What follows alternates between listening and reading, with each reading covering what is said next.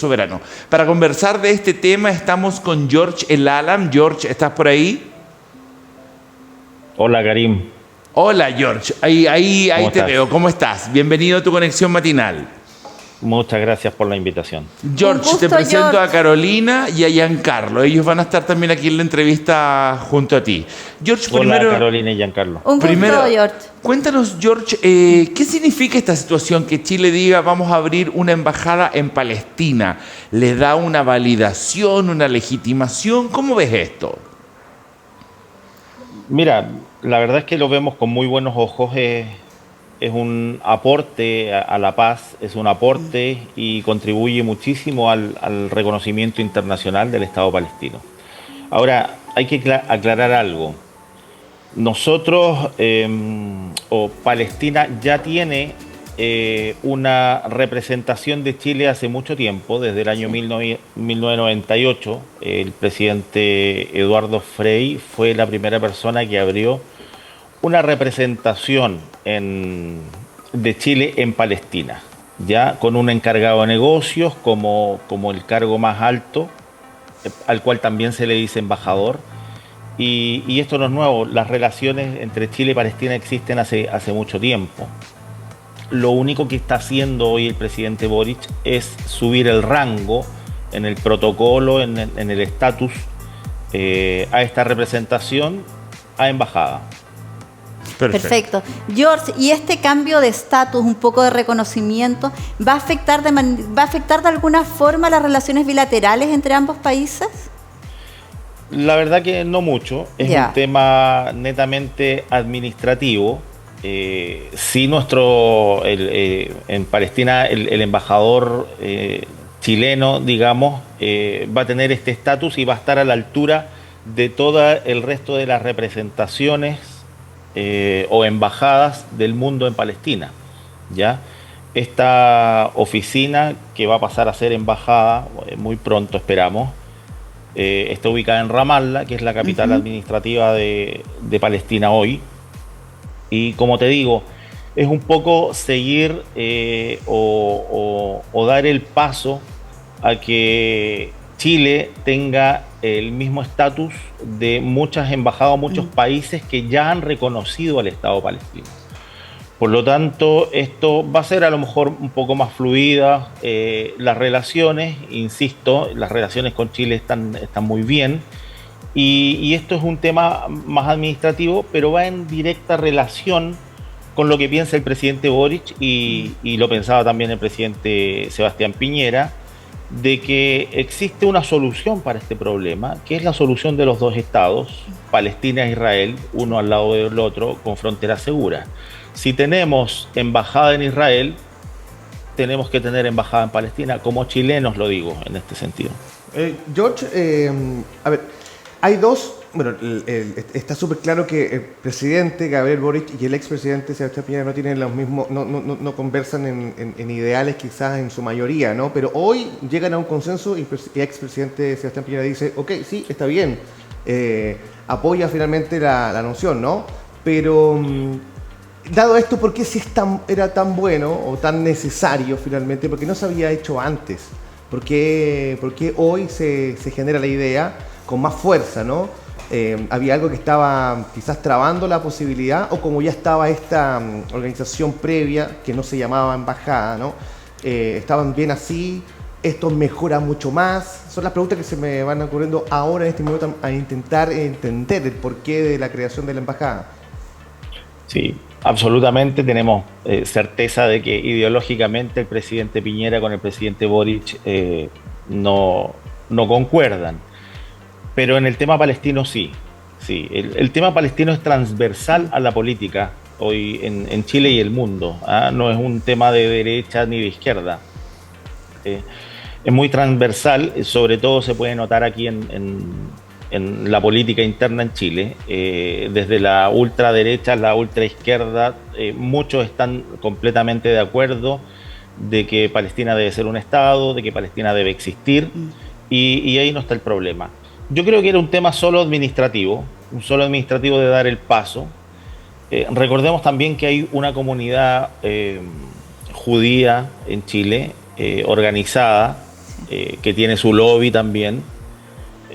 No son tantos como los palestinos, pero sí tienen un poder económico potente que a lo mejor, así entre nos, podría decirte que podría haber trabado el dar el paso. ¿Ya? Hay, y esto, ¿cómo podemos saberlo o pensar de esta forma? Salió inmediatamente la respuesta de la comunidad judía o de los chilenos judíos que viven en Israel, con una queja formal al gobierno, hablando de que se apoyaba a los terroristas, de que ellos se iban a sentir desprotegidos y un montón de cosas que no vienen al caso, porque ellos siempre obviamente van a estar apoyando a Israel, siendo que son chilenos que viven allá, y haciendo esta queja. Esta fue la primera carta o queja formal de judíos chilenos, porque de la comunidad de judía acá en Chile no hemos visto aún. Pero podría ser de que esa era una pequeña traba. Y como el presidente Boric no tiene ese tipo de presiones, lo hizo. Oye, George, y dio el paso.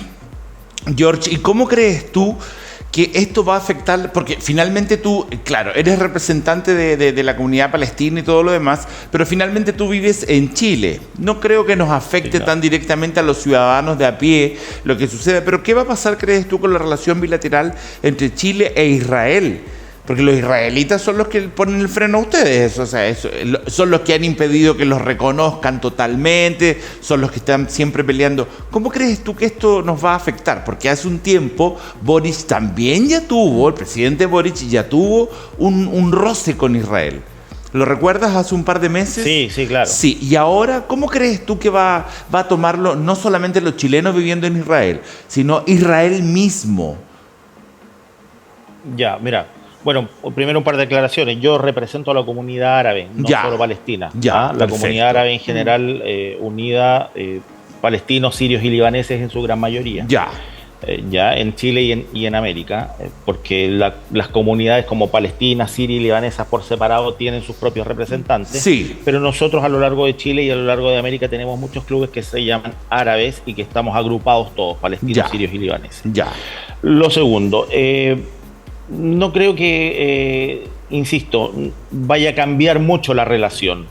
El tener Chile una representación en Ramallah, en Palestina, hace de que las relaciones sean más fluidas. Por ejemplo, cuando se envía ayuda humanitaria a Palestina, el embajador, en este caso hoy el encargado de negocios, que se llama Christian Hodge Nugent, que está desde junio del 2021 en Ramallah representando a Chile, él hace las gestiones con las aduanas, con las autoridades locales, siempre comunicándose también con el embajador de Chile en Israel para gestionar todo esto. Recordemos que Palestina está en un gueto, Palestina está cercada, Palestina no tiene fronteras, está ocupado por Israel. Por lo tanto, es casi simbólico esto.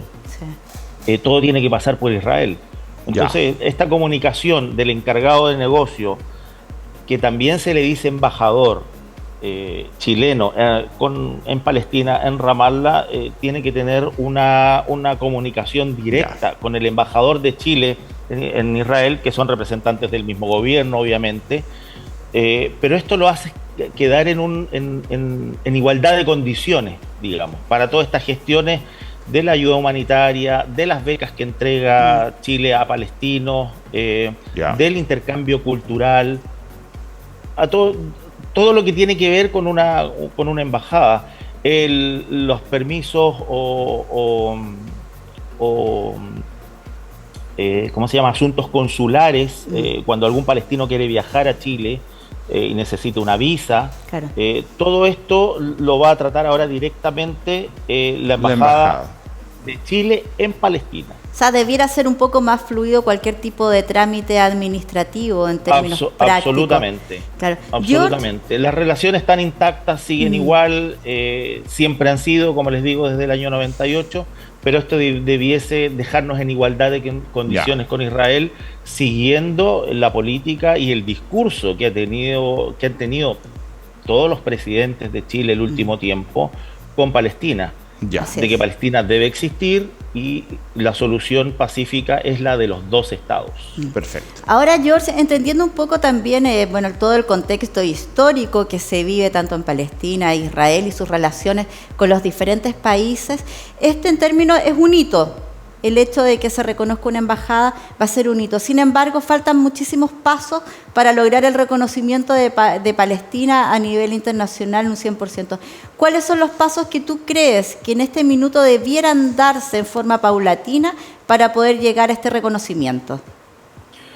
Mira, el conflicto palestino es desde el año 1948, cuando se hizo la partición, son más de 70 años de ocupación de Israel en Palestina. Hemos avanzado muchísimo en este reconocimiento, desde los acuerdos de Oslo con Yasser Arafat y Yitzhak Rabin. Hemos ido avanzando, hemos mostrado el conflicto, hemos mostrado el problema palestino al mundo, que es un problema único. No existe hoy, en pleno siglo XXI, un problema similar y una ocupación militar tan brutal como la que ocurre en Palestina. Y este tipo de reconocimientos, claro que nos ayuda, nos aporta, para que tengamos, insisto, las mismas condiciones que Israel para poder plantear nuestros requerimientos. El pueblo palestino en estos 70 años de ocupación ha sufrido muchísimo y creemos que es tiempo ya de terminar con este sufrimiento, y para eso necesitamos el apoyo transversal del mundo. Hoy día un 72%, estamos hablando de 140 países más o menos de 190 que hay en la ONU, más o menos 140 países reconocen el Estado palestino. ¿Ya? Estamos hablando de un 72%, que no es menor. O sea, si uno dice con esta abrumadora mayoría, ¿por qué no existe el Estado palestino hoy? Exacto. Esa es la pregunta, claro. Si estamos todos de acuerdo. Porque existe el veto de Estados Unidos.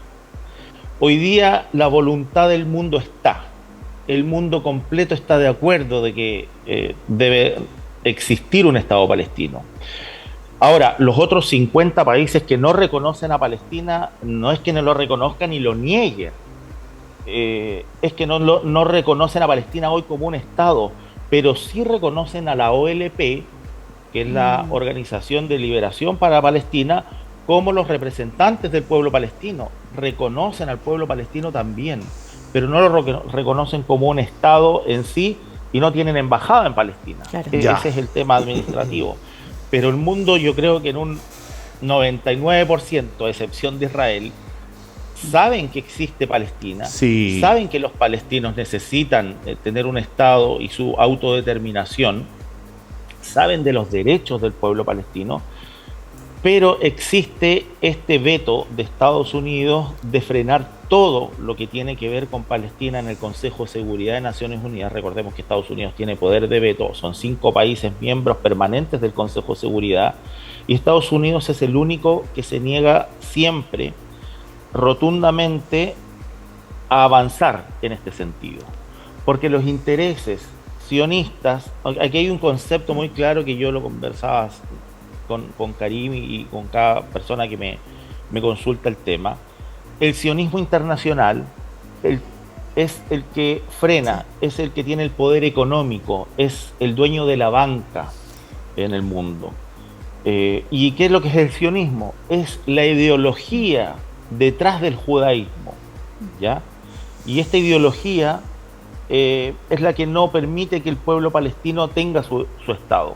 ¿Por qué? Porque es una ideología expansionista que dice que los judíos son casi una raza única, que tienen ellos, Israel es un país solamente para judíos, siendo que hay más de 1,5 millones de palestinos viviendo también dentro de Israel, los palestinos son de segunda clase y no tienen los mismos derechos.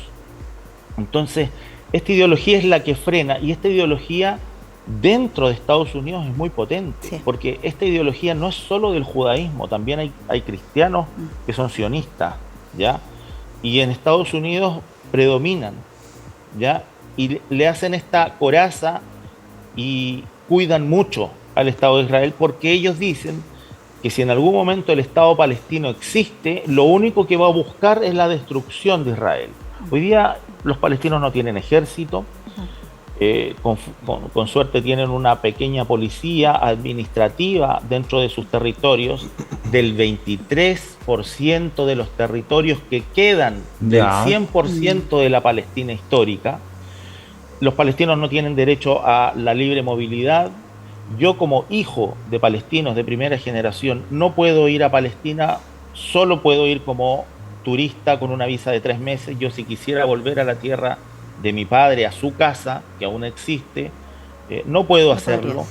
No tengo el derecho al retorno, siendo que es una resolución de Naciones Unidas, la 194, de que todos los palestinos y su descendencia deben regresar a Palestina. Los palestinos no tienen derecho al agua, la administración del agua es solamente de Israel, y así un montón de derechos que los palestinos han perdido. Entonces, eso es porque existe un miedo de que Palestina quiera destruir a Israel, siendo un Estado, que nos organicemos, que tengamos nuestra libre frontera, que nosotros podamos entrar y salir cuando queramos. Yo creo que ese es el miedo. Y ahora, los tiempos han cambiado. Han cambiado los tiempos. Y en ese mismo marco, no quiero que perdamos la idea del foco que nos estás comentando, sí, George, en este minuto que ya tenemos un contexto más o menos claro respecto a lo que la situación. ¿Cómo ves las acciones de la ONU al respecto? ¿Cómo ves las acciones que han tenido y también de las que pudieran existir o debieran existir?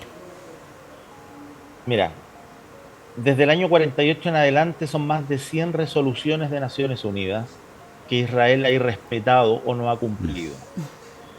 Nadie en el mundo es capaz de poner freno a que Israel no respete las resoluciones ONU. Nadie. Cuando hay otros países en el mundo que no han respetado 2, 3 resoluciones, los han invadido. El caso de Irak, el caso de Libia. Estoy hablando solo de países árabes, en Europa también hay. La OTAN entra inmediatamente en Europa cuando un país no respeta las resoluciones de las Naciones Unidas. Pero no hace Israel. Israel tiene chipe libre, como diríamos acá en Chile, de hacer lo que se le plazca. Y esto es por el apoyo incondicional de Estados Unidos y 5 o 6 países más que siempre votan a favor de Israel. Maururu, Micronesia, Islas Marshall, ese tipo de países que dependen absolutamente de Estados Unidos. George. Y que de verdad la ONU en ese sentido tiene las manos atadas. O para nosotros hoy día la ONU no es un legítimo vocero ni hace el trabajo que debiese hacer para con el pueblo palestino, porque en otros lugares del mundo ya hubiesen habido cascos azules. ¿Cuántos cascos azules hay en el mundo? Sí, ya Chile tiene un montón de fuerzas de paz desplegadas en diferentes puntos de conflicto. ¿Por qué en Palestina? Tenemos que preguntarnos, ¿por qué en Palestina no hay cascos azules, siendo un conflicto tan crudo? Porque Israel no lo permite. Entonces, ¿Israel es miembro o no es miembro? Israel es hijo de Naciones Unidas. Nació de una resolución de Naciones Unidas que ni siquiera respetó la resolución 181 del año 1947, donde se parte Palestina y se le entrega la mitad a Israel.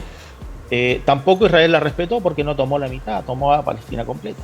Oye, George, déjame hacerte una consulta respecto, bueno, me voy a tomar un 30 segundos de leer textual lo que dijo el presidente Boric. Explicó que le violenta mucho que al mirar el mapa del Medio Oriente no esté Palestina, ni tampoco en Google Earth, que no se vea, digamos, que no esté presente. Pero él sabe que el pueblo existe, que resiste, que tiene historia y que debe exigir que todos los espacios sean algo tan básico y tan simple que es que se respete, el derecho internacional. Estas son palabras hace 4 días del presidente Gabriel Boric. Ahora, respecto a esto, ¿qué como palestinos en Chile, ¿cómo se lo toman? ¿De buena manera, de ya era hora o no? Eso sería lo primero. Y lo segundo es, ¿nos traería algún inconveniente como país esta acción de abrir una embajada en Palestina, en el sentido de que otros países perdamos, digamos, algún tipo de relación internacional, ¿no?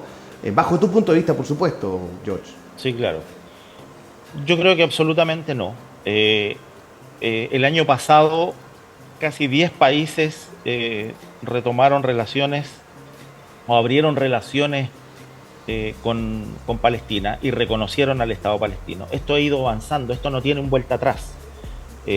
Palestina existe. Si tú vas a Medio Oriente, si tú a lo mejor como cristiano o alguien quiere visitar Tierra Santa, este es el lugar más visitado del mundo. Belén, estuvimos de Navidad ayer, donde nació la Navidad, es tierra palestina. Si Jesús hubiese tenido pasaporte, era palestino.